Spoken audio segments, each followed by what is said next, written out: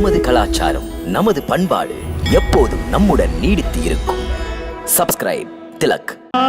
என்பதை ஓடும் நதியே சொல்கிறதோ, சொந்தமும் பந்தமும் நிலையாதென்பதை ஓடும் நதியே சொல்கிறதோ.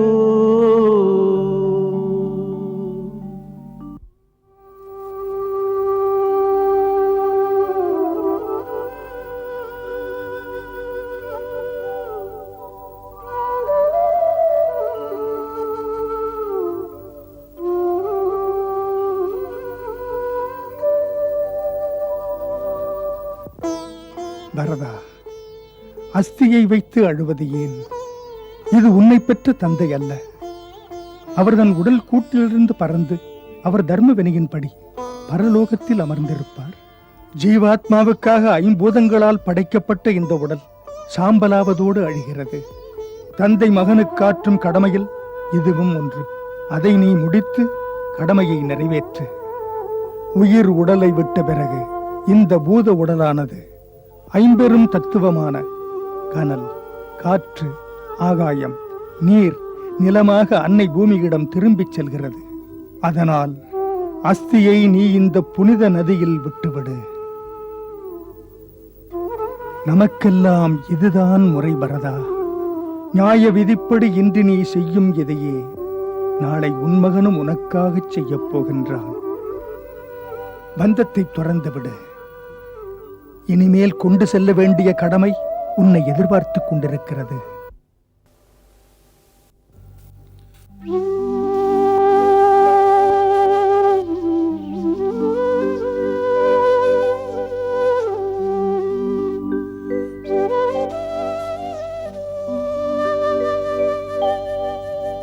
குடத்தில் இருந்த சாம்பலே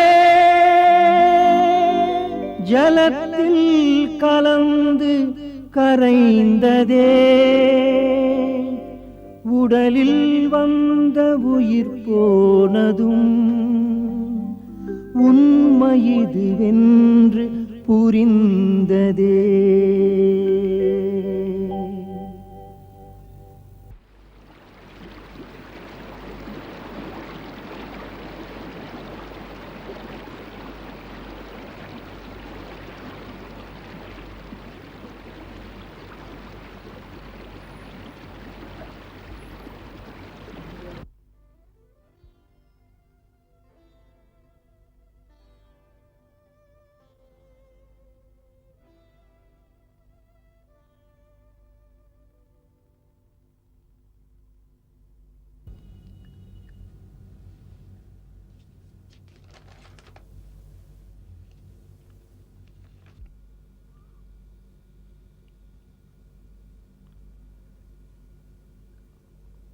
குருதேவா, தமது ஆணைக்கிணங்க இங்கே மன்றத்திலே வந்து நிற்கிறேன். சொல்லுங்கள், இந்த பரதனுக்கு என்ன கட்டளை? தூயவனே பரதா, உன்னை பெற்ற தந்தை தர்மத்தை கண்ணாக நினைத்தவர். தமது வாக்கினை காப்பாற்றி வளமைமிக்க இந்த அயோத்தி ராஜ்யத்தை உனக்கு விட்டுக் கொடுத்து தன் வாழ்க்கை பயணத்தை முடித்துக் கொண்டார். உனது அன்புக்குரிய அண்ணன் ஸ்ரீ ராமச்சந்திரன் உலகமே வியக்க தந்தை சொல்மிக்க மந்திரமில்லை என்பதை நிலைநாட்ட வனம் சென்று விட்டான். உன்னுடைய தந்தையும் உன் அண்ணனும் இருவருமே இந்த நாட்டை ஆள உரிமையை உனக்கு தந்தார்கள். இப்போது இது உன் கடமை. சூரிய வம்சத்தாருக்காக அரியாசனத்தை பரதானி ஏற்க வேண்டும். உன் மக்களை காக்க வேண்டும். இது தமது ஆணையா குருதேவா? இதுதான் இப்போது உனக்கு உரிய கடமை பரதா. அவையோரின் கருத்து என்ன? எந்த நாடு மன்னன் இல்லாமல் இருக்கிறதோ அதன் மரியாதை, பாதுகாப்பு அனைத்துமே பெரும் பிரச்சனைக்குள்ளாகும்.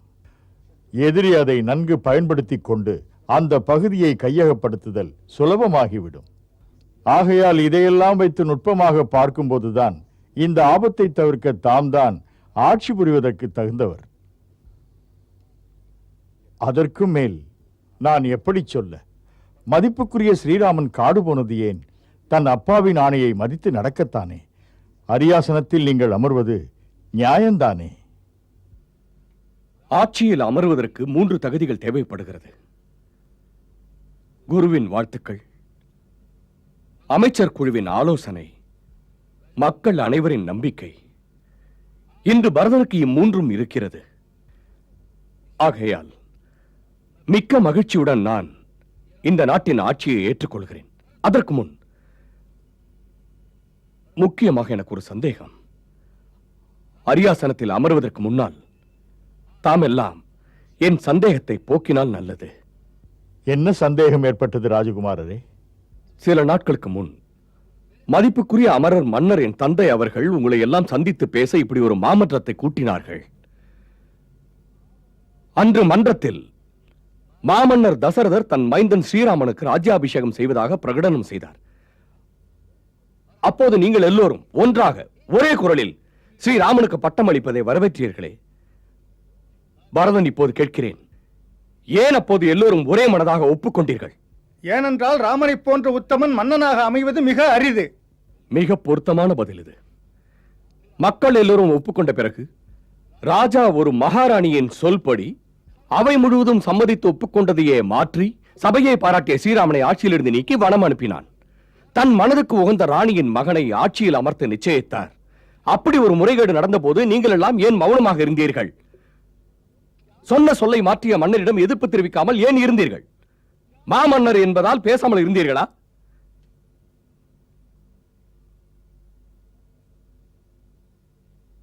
மன்னரை மதிப்பது என்பதை ஏற்கிறேன். மக்களை மன்னரும் மதிக்காமல் இருக்கக்கூடாது. அப்படி ஒரு நிலை இன்று வரை வந்ததில்லை. அதுதான் உங்கள் வாய் அடைத்து விட்டது. மனைவியின் சொல் கேட்டு மன்னவர் தவறிழைத்தார். அதன் பலனாக இன்று நான் அவமானப்பட்டு நிற்கின்றேன். ரகுகுல வரலாறு கரைபடத்தான் வேண்டுமா? கூடாது கூடாது கூடாதென்றால் எழுந்திருங்கள். எடுத்துச் செல்வோம் ராஜ சின்னங்களை. நேர்மையின் சின்னமான ராஜமணி மகுடத்தை. எல்லோரும் புறப்படுங்கள் பரதனுடன். ஆட்சிக்கு உரியவரை அவர் இருக்கும் இடத்துக்கே போய் வேண்டிக் கொள்வோம். அவரை அங்கேயே மன்னனாக்கி நம் அயோத்திக்கு திரும்ப அழைப்போம். அயோத்தியே தங்களுடன் அங்கு வந்து அவரை அழைத்தாலும் வந்து விடுவாரா? அது தெரியாது. பரதனின் பிரதிஜை வராவிட்டால் நானும் மன்னன் அல்ல, அவருடனே வனத்திலேயே காலம் கழிப்பேன். சபையோரை சற்று சிந்தியுங்கள். அன்று மன்னர் தசரதர் தமது வாக்கை காக்க தன் உயிரையே இழந்தார். அண்ணன் ஸ்ரீராமன் அன்றளர்ந்த தாமரை போல் சந்தோஷமாக மன்னரிட்ட ஆணையை கண்ணாக கருதி மாபெரும் சாம்ராஜ்யத்தை தூசாக நினைத்து உதறி சென்று விட்டார். அவர்தான் தசரதர் கேட்ட மகன். அந்த ஸ்ரீராமனின் தம்பியான இந்த பரதன் நீதியை காக்க நினைத்தால் அதற்கு அவனுக்கு உரிமையே இல்லையா?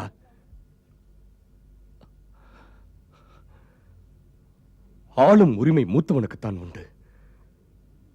ஸ்ரீராமன் எனக்கு மூத்தவர், என்னிலும் சிறந்தவர். அவருக்குத்தான் இந்த நாட்டை ஆளும் உரிமை உண்டு.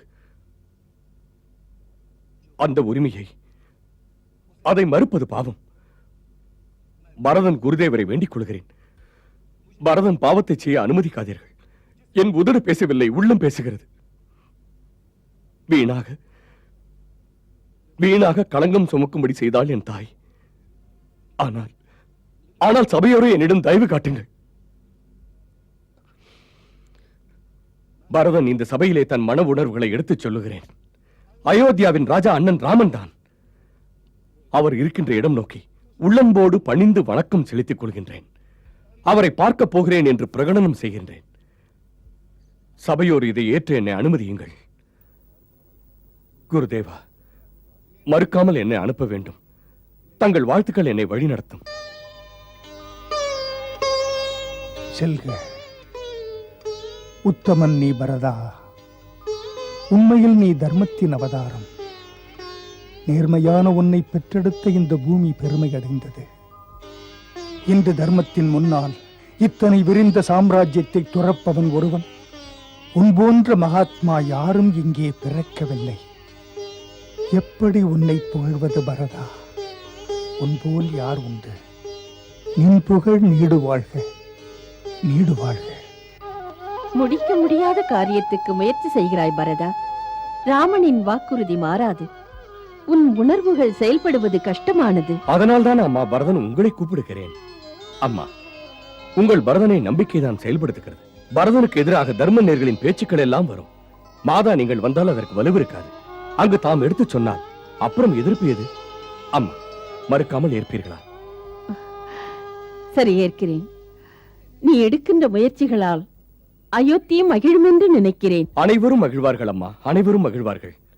பாசமுள்ள அண்ணனும் அண்ணியும் என்னை அறிவார்கள். பரதன் அவர்களின் ராஜ்யாபிஷேகத்திற்குரிய பொருளை எடுத்து வருவேன். வனத்தில் வைத்து குருதேவர் அபிஷேகம் செய்வார். பரதன் ராமனை ராஜாராமனாக்கி மிக்க விமரிசையுடன் அயோத்திக்கு அழைத்து வருவேன். மிக்க விமரிசையுடன். அம்மா, புறப்பட இது தகுந்த நேரம். மற்றவர்களை நான் கவனித்துக் கொள்கிறேன்.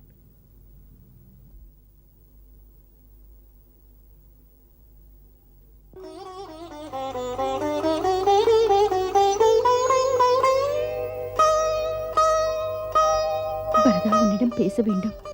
கோபப்படாமல் கேள் பரதா. நீயே என்னை பொருட்படுத்தாதிருந்தால். கேளுங்கள் மகாராணி கைகேயி, என்ன கேட்க வேண்டும்? போகும்போது நானும் உன்னுடன் வனத்திற்கு வர வேண்டும். எதற்கு? 7 வருடங்கள் தண்டித்தது போதாதா? இன்னும் தண்டிக்கவா? பரதா, பரதா, புரிந்து கொள்ளாமல் என்னை புண்படுத்துவதில் நீ என்ன காணப் போகிறாயடா? கடந்து போனதை நினைத்து சொன்னால் என்னை மட்டும் தட்டாதே. மாளிகை பாம்பு வனம் போக காரணம்? அற்பத்தனமாய் ஆசைப்பட்ட பாவம். நடந்த அழிவுகள் பரதா என்னால் வந்தது. யாருக்கும் புரியாதடா. நடைபிணமாக மரமாக பரதா நான் இங்கே இருக்கிறேன். உத்தமனை காண நீ வனம் போகிறாய் என்றோ? பரதா, உன் அம்மாவும் வரக்கூடாதோ?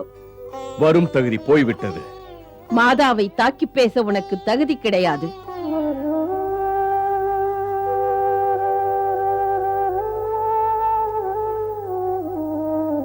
பரதா, நீ புறப்படு. கைகேயி ராமனுக்கும் தாயடா. மாதா மைந்தனை தண்டிப்பதுதான் உண்டா? அவள் பிள்ளைக்காக தன் உயிரையும் தந்து விடுவாளடா. வனம் போக நீயும் வரலாம். வேண்டாம் மாதா. இது மாதாவின் கட்டளை. என் நம்பிக்கை தவறாது. ராமனும் இதை ஏற்றுக்கொள்வான். உங்கள் ஆணைப்படி.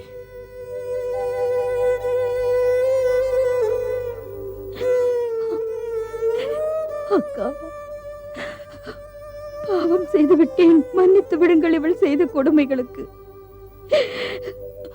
மரணம் கூட என்னை கண்டு பயந்து நடுங்குகிறது. இந்த ஈனத்தனம் எனக்கு யாரால் வந்தது?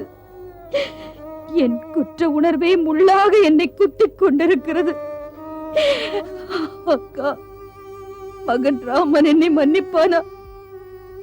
இந்த பாவியையும் அழைத்து செல்லுங்கள் அக்கா, அழைத்து செல்லுங்கள். அடி பைத்தியக்காரி, உன் ராமன் உன்னை நன்றாக புரிந்து கொள்வான். நான் இருக்கிறேனே. உனக்குள்ள மன கஷ்டங்கள் கலக்கங்கள் இனி தொடராது. இல்லை, பாவம் செய்த பாதகி தப்பிக்க முடியாது. பாசற்ற ராமனை காண தகுதி இல்லை. ராமனுக்கு என்னை பற்றி சொல்லுங்கள் அக்கா.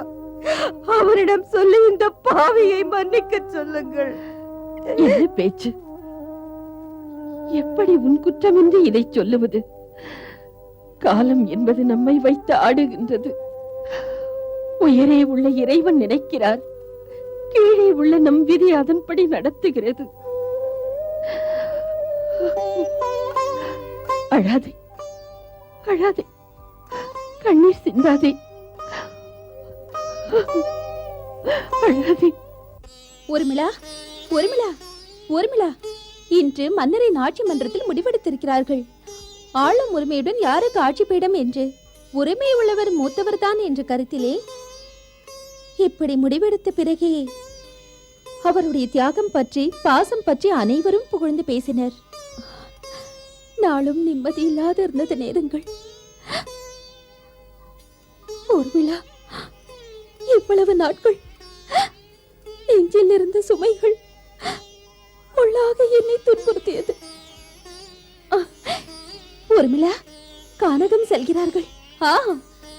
பரதண்ணா, மதனி, லக்ஷ்மணன் எல்லோரும் போகிறார்கள். நிச்சயமா? நாமுமா? எல்லோரும் செல்லும் போது நாமும் தானே. அயோத்தி மக்களும் கூட போவார்கள். அன்புக்குரிய ராஜாவை முடிசூட்டி அழைத்து வருவதற்காக கானகம் செல்கிறார்கள். ஊர்மிளா, நாட்டிலே மக்கள் மகிழ்ச்சியில் மிதக்கிறார்கள். ஊரே செல்கிறது அரசரை காண. அரசரை காணவா? நானும் தானே. எல்லோரும் போகும்போது நமக்கு என்ன தடை? எப்படி சொல்லுகிறாய்? நான் போவது மக்களுக்காக. ராமண்ணாவை திரும்ப அழைத்து வர. போனால் பார்க்க வரக்கூடாதா நாங்கள்? ஊர்மிளாவின் மனதிலே எத்தனை சுமைகள். எனக்கும் கொடுத்தான். ஒரு தரம் அவள் லட்சுமணனை பார்த்தால் போதும் என்கிறாள். வெறும் ஒரு தரம் பார்த்தால் போதும் என்று சொல்கிறாயே தேவி. மாளிகைக்கு அவரை அழைத்து வரப் போகிறேனே.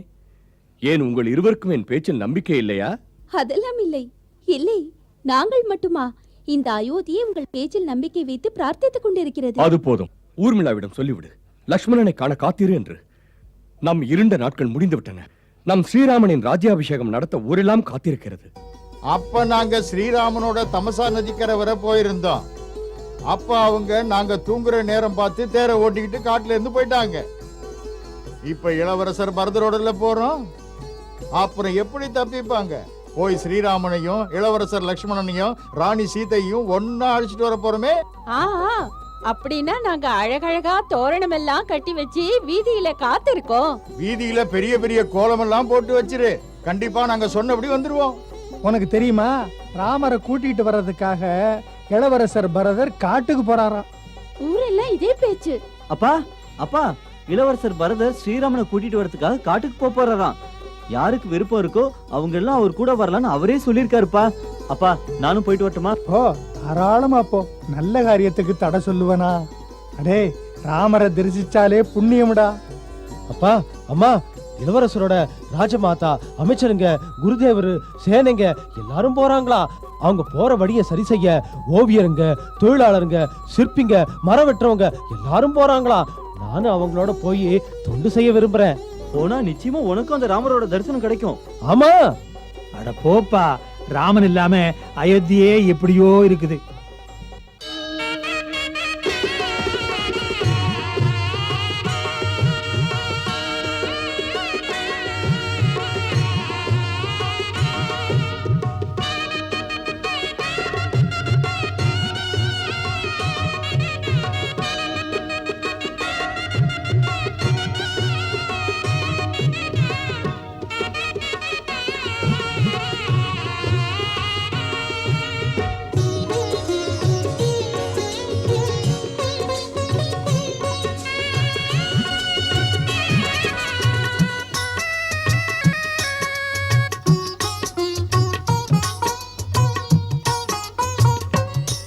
பரதன் செல்கின்றான் இன்று மன்னவனை தேடி.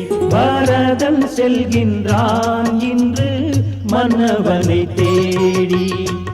மன்னவனை தேடி அன்புதனை நாடி.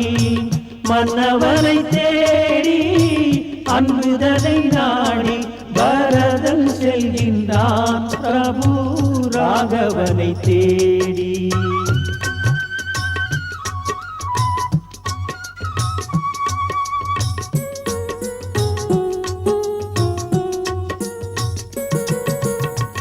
ராமனை அழைக்க பரதனின் பயணம். நேர்மையே நினைக்கும் பிரேமையே பரதன். ராம பக்தியிலே பரதனை போலே பூமி கண்டதில்லை. இது பொய் இல்லை. இவனை போல தியாகி எங்கும் இல்லை இல்லை.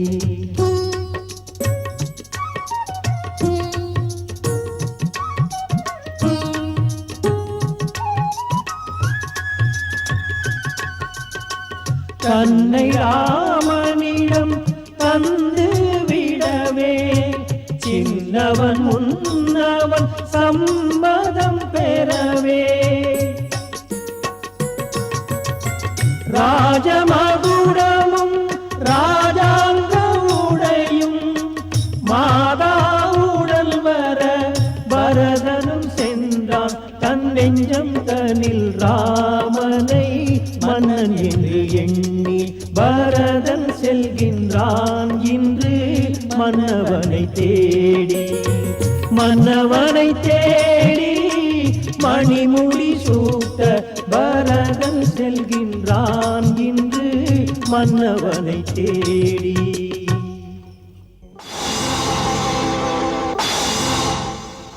मंगल भवन अमंगल हारी प्रभु सुदशरथ अजिर बिहारी.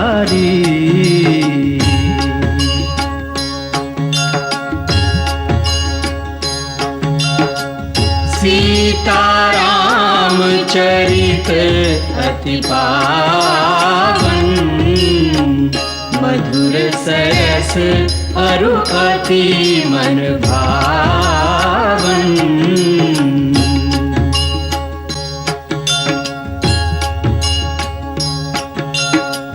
पुनि पुनि कितने हो सुने सुनाए